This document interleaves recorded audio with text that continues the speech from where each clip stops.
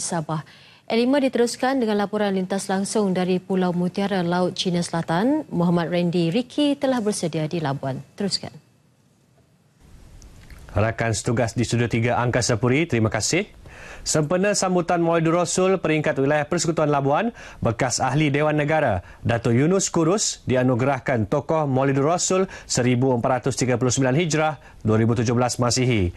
Berusia 70 tahun, beliau yang pernah berkhidmat di Jabatan Pertanian masih aktif dalam aktiviti kemasyarakatan serta menjadi penasihat dan memegang beberapa jawatan dalam persatuan di wilayah ini. Saya berasa banggalah dan senang hati bahwa tokoh ini bukannya sembarangan. Saya pun dah sangka. Jadi ini satu hari besar keagamaan Nabi Muhammad SAW. Datuk Yunus menerima sijil penghargaan dan wang tunai RM1,000 yang disampaikan Ahli Parlimen Labuan Datuk Rosman Isli. Dalam ucapan perasmian, Datuk Rosman menyeru umat Islam agar sentiasa bersatu padu dalam menangani masalah.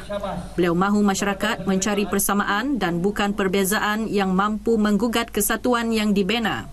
Hampir 4,000 orang melibatkan 66 kontingen mengimarahkan sambutan Maulidur Rasul dengan berarak sejauh 3 km bermula seawal 6 pagi di Dataran Labuan. Sambutan diserikan dengan persembahan nasyid kumpulan Al-Furqan dan penyampaian hadiah kategori spanduk serta perarakan.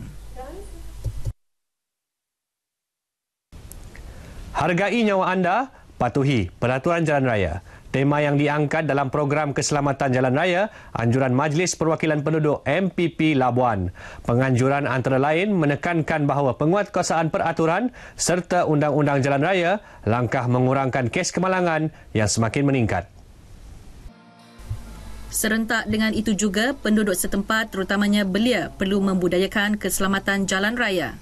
Ahli Parlimen Labuan Datuk Rosman Isli ketika berucap merasmikan program ini mengharapkan inisiatif yang digerakkan mampu membentuk belia mementingkan aspek keselamatan di jalan raya.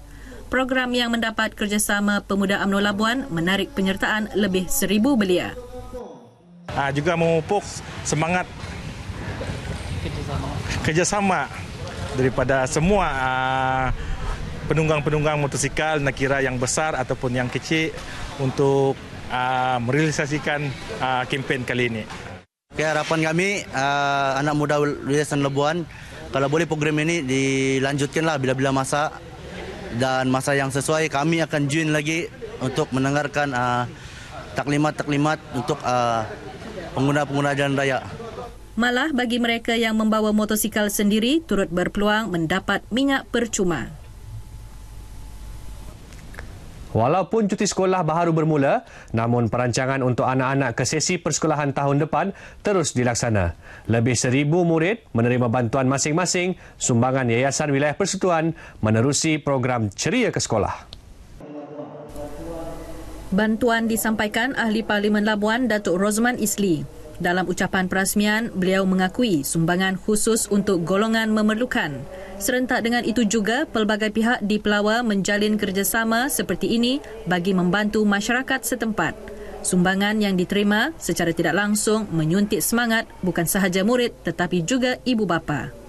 Saya berasa gembira kerana saya dapat bantuan dari Datuk Rosman bin Datuk Haji Isli kerana bantuan ini amat diperlukan oleh kami untuk pergi ke sekolah. Saya harap tahun-tahun yang akan datang saya akan mendapat lagi bantuan sebegini untuk melegakan beban saya. Hadir sama Ketua Pegawai Eksekutif Yayasan Wilayah Persekutuan Datuk Roslan Hassan. Program berkhatan menjadi tradisi setiap kali cuti sekolah. Pergerakan Pemuda UMNO Labuan turut tidak ketinggalan menganjurkan program berkhatan beramai-ramai disertai 200 kanak-kanak. Program antara lain inisiatif mendekati penduduk setempat. Sambutan yang agak luar biasa dan seperti biasa sepanjang tahun semakin ramai pelibatan adik-adik kita ni. yang mahu berkatan, kan, sentiasa ingin membantu masyarakat. Lebih-lebih lagi hari ini kita mengetahui tentang kos sara hidup yang semakin tinggi. Beliau berkata demikian pada majlis bersiram, pendaftaran dan penyerahan kupon berkhatan. Lebih RM10,000 diperuntukkan setiap tahun untuk program seperti ini. Program dilaksanakan setiap hujung minggu sepanjang bulan ini di Hospital Labuan.